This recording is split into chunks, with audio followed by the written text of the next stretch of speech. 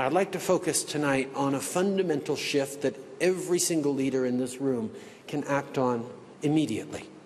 I'm talking about hiring, promoting, and retaining more women. Our Prime Minister Justin Trudeau making an impassioned speech today, promoting women's rights and gender equality in the workplace during a speech at the World Economic Forum in Davos, Switzerland. Now, we'll have more on that in a moment, but first, Trudeau also making news confirming at the podium that Canada and the remaining members of the Trans-Pacific Partnership, or TPP, have signed a new deal. The agreement reached in Tokyo today is the right deal.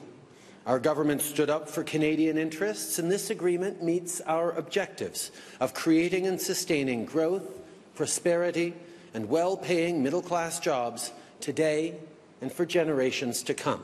Trudeau also revealing the trade deal now has a new name, the Comprehensive and Progressive Agreement for Trans-Pacific Partnership. Its approval came after Canada stalled the initial signing of the pact in Vietnam in November to negotiate a better deal when it comes to culture and the automotive sector.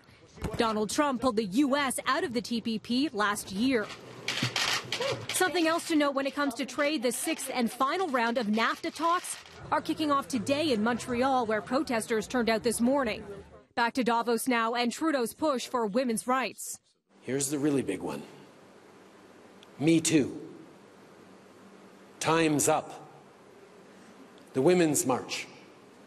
These movements tell us that we need to have a critical discussion on women's rights, equality, and the power dynamics of gender.